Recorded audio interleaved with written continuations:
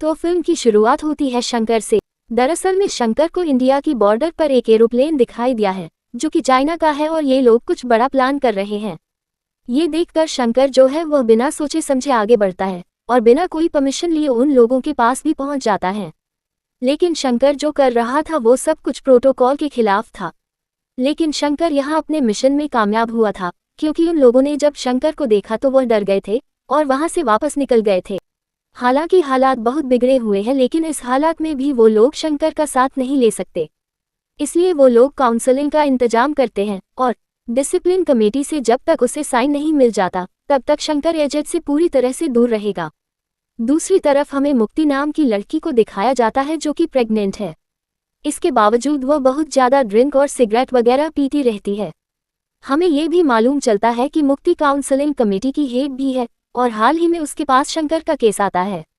Counselling committee के head होने की वजह से अब यहाँ मुक्ति डिसाइड करती है कि इस केस को वही हैंडल करेगी। फाइनली मुक्ति लेह लद्दाख पहुंच जाती है और वहां जाकर वह शंकर से मिलती है। लेकिन जब शंकर यहाँ मुक्ति को पहली बार देखता है तो वह उसे देखकर बहुत ही ज़्यादा हैरान था। तो कहानी अब पास्ट में पहुंच जाती है, जहां हम देखते हैं मुफ्ती को जो कि कॉलेज में ह्यूमन बिहेवियर के एग्रेशन को किस तरह से काबू किया जाए उस पर थीसिस लिख रही है। वो इस थीसिस के बारे में प्रिंसिपल को बताती है और इस पर एक सॉलिड स्पीच भी देती है, और अगर प्रिंसिपल ने इस थीसिस पर साइन कर दिया तो मुक्ति की यह थीसिस कंप्लीट मानी जाएगी। सबको उसकी बातें बहुत पसंद आई थी कि ह्यूमन बिहेवियर के एग्रेशन को काबू किया जा सकता है। कि तभी यहाँ पर एंट्री होती है शंकर नाम के बंदे की, जो कि कॉलेज में ही एक बंदे को बहुत ही बुरी तरह से मार रहा था। और ये देखकर सभी लोग हैरान रह चुके थे, क्योंकि असेंबली में एग्रेशन को काबू करने की बात चल रही है तो दूसरी तरफ झगड़ा हो रहा है। तभी यहाँ पर मुक्ति शंकर को थप्पड़ मारती है क्योंकि वो उसे रोकना चाहती थी, लेकिन शंकर उसका हाथ पकड़ लेता है और कहता है कि अगर इतनी खूबसूरत लड़की का हाथ उठा है तो फिर किसी के चेहरे पर तो जरूर पड़ना चाहिए। शंकर उस थप्पड़ को अपने मुंह पर ले लेता है। यहाँ पर पुलिस आ गई थी, इसलिए वह लोग उसे अरेस्ट करके लेकर जाते हैं। ये देखकर मुक्ति पूरी तरह से हैरान थी, क्योंकि असेंबली में जो कुछ भी हुआ वो बहुत ही अजीब था। यहाँ पर प्रिंसिपल सर भी मौजूद थे और वह मुक्ति से कहते हैं कि थीसिस तो बहुत अच्छी है, थ्योरी भी काफ़ी कमाल की है, लेकिन मुझे प्रैक्टिकल की ज़रूरत है। तो अगर तुमने इस बंदे को सुधार दिया तो मैं साइन करने के लिए पूरी तरह से रेडी हूँ। क्योंकि प्रिंसिपल को तो बहुत अच्छे से मालूम है कि शंकर जैसे लोग कभी नहीं सुधरते, लेकिन ये बात मुक्ति को थोड़ी ना मालूम है। तो अब शंकर को उसके दोस्त वेद के साथ जेल हो जाती है, और यह कोई बहुत बड़ी बात नहीं है क्योंकि शंकर का जेल में आना जाना तो लगा ही रहता है। हर बार उसके पिता शेखर उसे छुड़ा लिया करते हैं, लेकिन इस बार वह उसे नहीं छुड़ाते हैं क्योंकि वह चाहते हैं कि शंकर कुछ दिन जेल में ही रहे ताकि वह कुछ सीखे। शंकर के पिता कोर्ट के बाहर नोटरी का काम करते हैं, तो यहाँ पर वह लोग जेल में ही रहते हैं और फिर थोड़ी देर के बाद ही यहाँ पर मुक्ति आती है। मुक्ति यहाँ पुलिस वालों से बात करती है और यहाँ वेद और शंकर को छुड़वाती है, लेकिन शंकर समझ चुका था कि मुक्ति को कुछ ना कुछ तो चाहिए। जेल से छुड़ाने के बाद अब मुक्ति यहाँ शंकर से कुछ बातें करना चाहती है। मुक्ति यहाँ शंकर से कहती है कि तुम्हें थोड़ा सुधरना होगा, क्योंकि अगर तुम सुधर गए ना तो मेरी थीसिस कंप्लीट हो जाएगी। और अगले दिन से फिर वही नाटक। आज वैलेंटाइन डे है और शंकर सारे कपल के ऊपर रॉकेट छोड़ रहा होता है और मुक्ति यह सब देखती है, तो वो अब शंकर को रोकने की पूरी कोशिश करती है, क्योंकि अगर उसने शंकर को रोक लिया तो उसकी थीसिस कंप्लीट मानी जाएगी। वो शंकर के पास जाती है और कहती है कि आखिरकार तुम ये सब कुछ क्यों कर रहे हो। शंकर बताता है कि मेरे ना 6 दोस्त हैं, आज वैलेंटाइन डे है, लेकिन हमारे पास ऐसी कोई भी लड़की नहीं है जो कि हमारे कंधे पर सर रखकर कह सके कि यह सब कुछ क्यों कर रहे हो। तब मुक्ति कहती है कि मुझे ना अपना काम पूरा करना है, जिसके लिए मैं कुछ भी कर सकती हूँ, इसलिए इतना तो मैं कर ही सकती हूँ। तब मुक्ति शंकर के कंधे पर सर रखती है और कहती है कि यह सब कुछ क्यों कर रहे हो, मैं हूँ ना, मैं सब कुछ संभाल लूंगी। तब शंकर कहता है कि एक अच्छे भले इंसान की क्यों जिंदगी बर्बाद कर रही हो, अगर मैं प्यार में पड़ गया ना तो पूरी दिल्ली फूंक दूंगा। ये सुनकर मुक्ति कहती है कि मैं ये काम के लिए कर रही हूँ, अगर तुम्हें प्यार करना है तो तुम कर लो, क्योंकि यहाँ पर मेरे साइड से तो 1% भी चांस नहीं है कि प्यार होगा। और यह सुनकर यहाँ पर शंकर कहता है कि चलो ट्राई कर लेते हैं। तब शंकर और मुक्ति एक दूसरे के साथ रहने लगते हैं, दोनों एक दूसरे के साथ बहुत सारा टाइम स्पेंड करते हैं। मुक्ति तो अपना काम कर रही है और कहीं ना कहीं वह शंकर को सुधारने की काफ़ी कोशिश कर रही है ताकि वह उसे एक अच्छा इंसान बना सके, लेकिन शंकर का सुधरना शायद इतना पॉसिबल नहीं है क्योंकि वो इंसान ही बहुत अलग है। लेकिन बहुत दिन हो चुके थे और उनके बीच में कुछ आगे ही नहीं बढ़ रहा था। इसलिए शंकर मुक्ति से कहता है कि मुझे बिल्कुल भी मजा नहीं आ रहा है, उसे बहुत फन चाहिए। मुक्ति कहती है कि अगर वायलेंस नहीं दिखाओगे, अग्रेशन नहीं दिखाओगे तो मैं तुम्हें सब कुछ दूंगी, पूरा फन दूंगी। और जब एक जगह झगड़ा हो रहा था तो प्रिंसिपल के सामने यहाँ पर शंकर ने उस बंदे के हाथ झापड़ खा लिए, जिससे कि प्रिंसिपल को ऐसा लगा कि सचमुच शंकर सुधरने लगा है। लेकिन शंकर तो ये सब कुछ फन के लिए कर रहा था, और अब क्योंकि उसने वादा कंप्लीट किया है इसलिए वो लोग एक रूम में जाते हैं। वहां जाते ही मुक्ति जो है वो अपने कपड़े उतारने लगती है और उसे फन करने के लिए कहती है।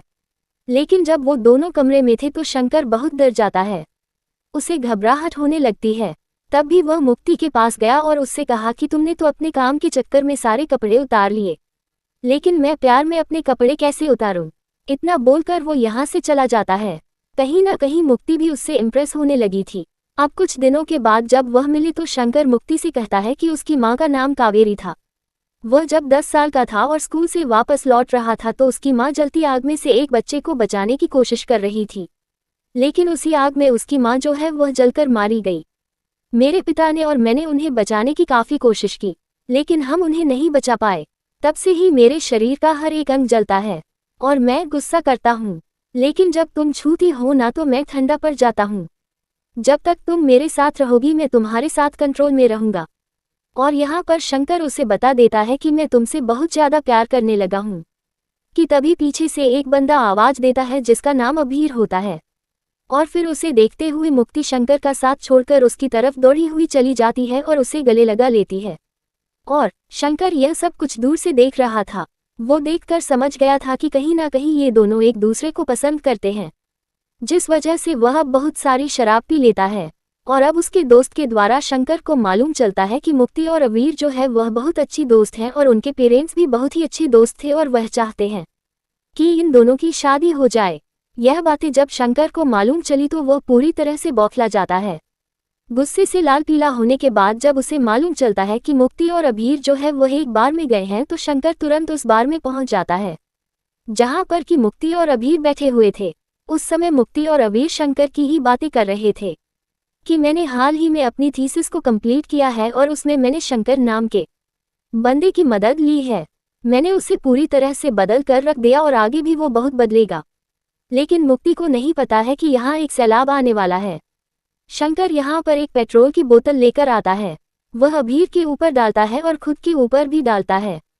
ये देखकर मुक्ति हैरान थी। यहाँ पर शंकर उससे कहता है कि मैं हाल ही में अच्छा बना हूँ। शंकर यहाँ मुक्ति और अबीर को बहुत ही बुरी तरह से डरा कर आता है। ये देखने के बाद मुक्ति के मुंह से एक आवाज तक नहीं निकलती है, लेकिन इसके बावजूद मुक्ति शंकर के घर जाती है जहाँ पर कि शंकर के पिताजी और वेद बैठे हुए थे। यहाँ मुक्ति शंकर से कुछ बोलना चाहती थी, उसके आंखों में आंसू थे लेकिन वह बोल नहीं पा रही थी, बहुत अटक रही थी। लेकिन यहाँ पर वो ये कह देती है कि कल मेरे पिताजी से बात करने आ जाओ। और यह सुनने के बाद तो शंकर को ऐसा लगता है कि लाइन क्लियर हो चुकी है, जिस वजह से वो बहुत डांस करते हैं। शंकर के पिता और वेद बहुत सारी शॉपिंग भी करते हैं क्योंकि अब सब कुछ ठीक होने वाला था। लेकिन यह उनकी एक बहुत ही बड़ी गलतफहमी थी, क्योंकि शंकर जब मुक्ति के घर पहुंचा तो मालूम चला कि मुक्ति के पिता जो है वह IAS है, मतलब जॉइंट सेक्रेटरी।